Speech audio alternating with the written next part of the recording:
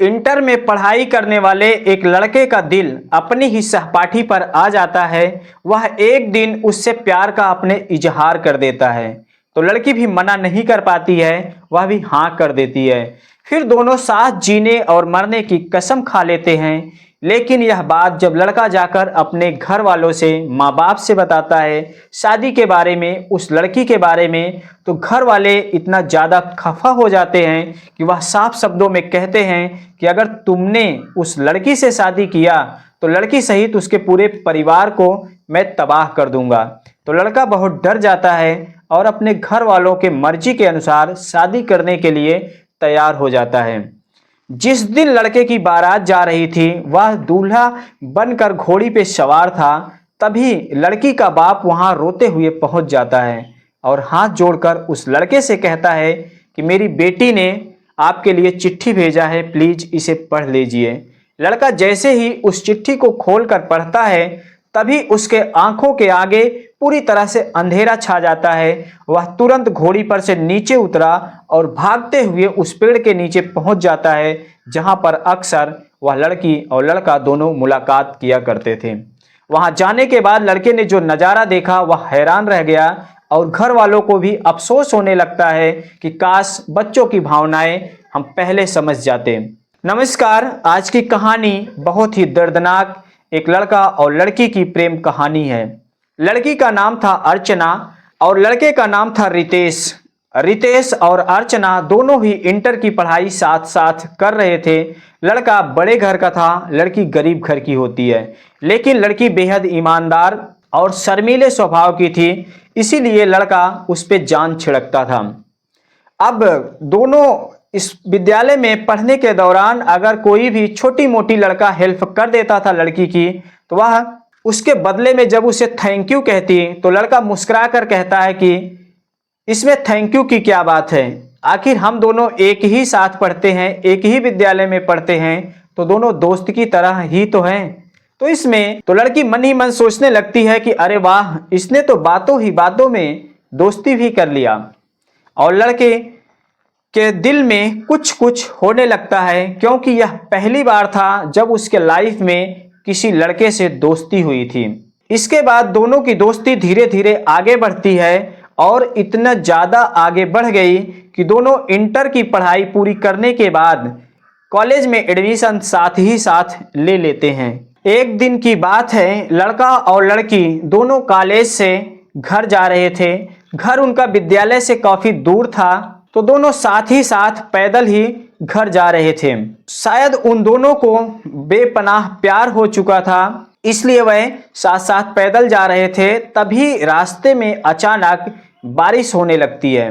तब दोनों एक पुराना पीपल का पेड़ था उसके नीचे रुक जाते हैं, यह सोचकर कि शायद बारिश कुछ देर में बंद हो जाए तब हम घर निकल चलेंगे। लेकिन बारिश रुकने का नाम ही नहीं ले रही थी, लगातार तेज होती जा रही थी। जब मूसलाधार बारिश होने लगी तब दोनों भीग गए और दोनों ही सट कर खड़े थे। भीगने की वजह से ठंड से कांपने लगते हैं। अब लड़के को अपने आप पर काबू नहीं होता है और लड़की भी जैसे बहुत उतावली हो रही थी, लेकिन वह सोच रही थी कि पहले लड़का ही कुछ करे। तब लड़का अपने प्यार का इजहार कर देता है उस लड़की से और लड़की भी मना नहीं कर पाती, वह भी अपने प्यार का इजहार कर देती है। फिर उसके बाद दोनों एक दूसरे से लिपट गए इस तरह से जैसे वे जन्म जन्म से एक दूसरे को जानते हों।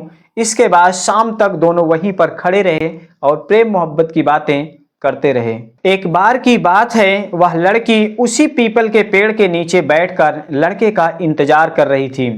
लड़का दिए गए समय पर नहीं पहुंच पाता है, वह थोड़ा लेट हो जाता है। लड़का जब पहुंचा तब वह लड़की नाराज होकर गुस्से में उससे बोली कि तुम इतनी देर कहाँ थे, आखिर आने में इतना समय क्यों लग गया। तब लड़के ने कहा कि मैं तो हमेशा यहीं पर रहता हूँ, मैं तो तुम्हारे पास ही हूँ, यकीन ना हो तो तुम अपने दिल से पूछ लो। तब लड़के की इस तरह प्यार भरी बातें सुनकर उस लड़की का गुस्सा सारा छूमंतर हो गया और वह दौड़कर उस लड़के के गले से लिपट गई। इसके बाद फिर दोनों बैठकर उस पेड़ के नीचे बातें करने लगे। लड़की उस पेड़ के सहारे बैठी थी और लड़का उसके गोद में सर रखकर लेटा हुआ था। तब लड़की बोली कि जानू, अब जुदाई मुझसे बर्दाश्त नहीं होती। तुम्हारे बिना मुझे एक एक पल 100 साल के बराबर लगता है। तुम जल्दी से मुझसे शादी कर लो और मुझे अपनी दुल्हन बनाकर ले चलो, वरना किसी दिन तुम्हारा इंतजार करते करते मैं इसी पेड़ के नीचे मर जाऊंगी।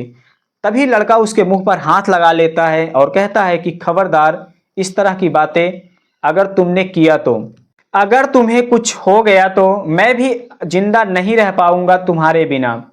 फिर कुछ देर सोचकर वह बोला कि तुम चिंता मत करो, मैं जल्द ही अपने घर वालों से शादी की बात करूंगा। फिर धीरे धीरे काफी समय बीत जाता है। उसके बाद एक दिन फिर दोनों वही पेड़ के नीचे मिलते हैं। लड़के का चेहरा उतरा हुआ था, वह बहुत उदास था। लड़की ने पूछा कि जानू, क्या बात है, क्यों इस तरह से मुंह लटकाकर बैठे हो? तब लड़का बोला कि जानू, मैंने अपने घर वालों को बहुत मनाने और समझाने की कोशिश की, लेकिन वे जरा सा भी टस मस नहीं हो रहे हैं। उन्होंने शादी के लिए साफ मना कर दिया है और मेरी शादी दूसरी जगह तय कर दी है। इतना सुनने के बाद उस लड़की का कलेजा फट गया, उसका हृदय पूरी तरह से टूट गया और वह लड़के से बोली कि जानू, मैंने तुमसे सच्ची मोहब्बत की है, मैं तुम्हें कैसे भूल सकती हूँ?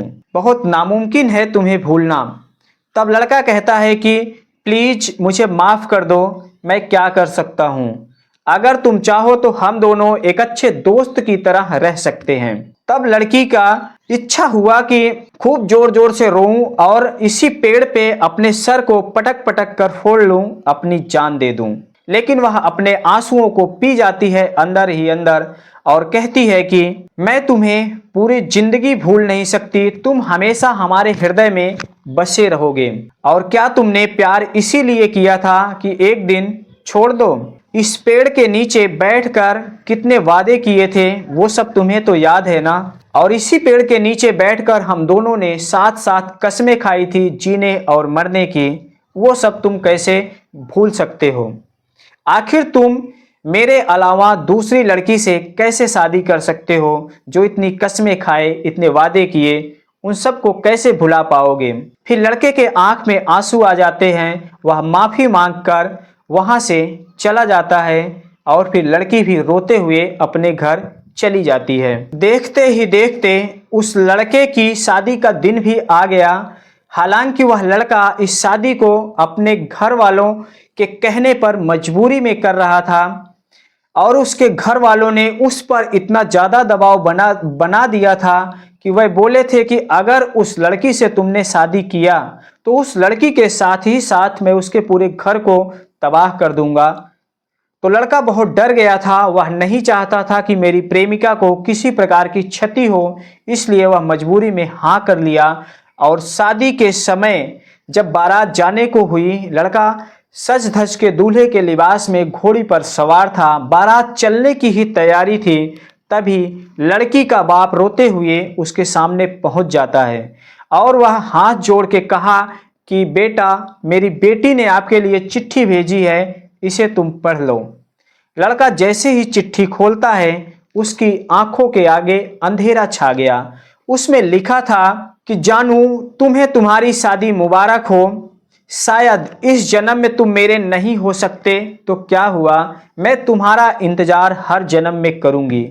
और हाँ, जब भी तुम्हें मेरी याद आए तो तुम उस पेड़ के नीचे आ जाना, इंतजार करना, मैं तुमसे मिलने जरूर आऊंगी। और जानू, मुझे माफ कर देना, तुम्हारे बिना मैं एक पल भी इस दुनिया में नहीं रह सकती, इसलिए मैं उस पेड़ के पीछे वाली खाई में कूदकर अपनी जान देने जा रही हूँ। इतना पढ़ते ही लड़के के आंख से अश्रुधारा इस तरह से फूटी कि जैसे कहीं बादल फट गया हो और वह झट से घोड़ी पर से नीचे उतर गया और सेहरा उतार के फेंक दिया। दौड़ते हुए उस पेड़ के पास पहुंच जाता है। उस पेड़ के पास पहुंच जाता है तो वहां पर देखता है कि काफी लोगों की भीड़ जमा थी उस खाई के पास। लड़की को वहां पर एक चरवाहे ने कूदते हुए देख लिया था तो वह शोर मचाकर ग्रामीणों की मदद से उसे बचा लेता है, लेकिन लड़की पानी में गिरने की वजह से बेहोश हो गई थी। उसे किसी तरह होश में लाया जाता है। तब तक यह लड़का भी उस पेड़ के पास पहुंचा और यह कहकर खाई में छलांग लगा दिया कि जानू, मैं भी तुम्हारे पास ही आ रहा हूं। लेकिन ग्रामीण इसे भी मदद करके बचा लेते हैं और बाहर आने के बाद जब लड़के को पता चलता है कि मेरी प्रेमिका अभी जिंदा है तो उसके खुशी का ठिकाना नहीं रहता। तब तक दोनों के घर वाले भी वहां पहुंच जाते हैं। वे लोग देखते हैं कि बच्चे हमारे जिंदा हैं, इस बात की ही खुशी है और बच्चों की खुशी में अपनी खुशी समझते हैं। वह अपनी जिद को छोड़ देते हैं, शादी की रजामंदी दे देते हैं। फिर वह लड़का और लड़की दोनों जाकर कोर्ट में घर वालों की रजामंदी से शादी करते हैं। फिर दोनों एक दूसरे के हमेशा हमेशा के लिए हो गए। तो दोस्तों, आज की यह कहानी आप लोगों को कैसी लगी कमेंट सेक्शन में अपनी प्रतिक्रिया जरूर देना। अगर वीडियो अच्छी लगी हो तो लाइक, शेयर और चैनल को सब्सक्राइब जरूर कर लेना। मिलते हैं अगले वीडियो में फिर किसी नई कहानी के साथ। धन्यवाद।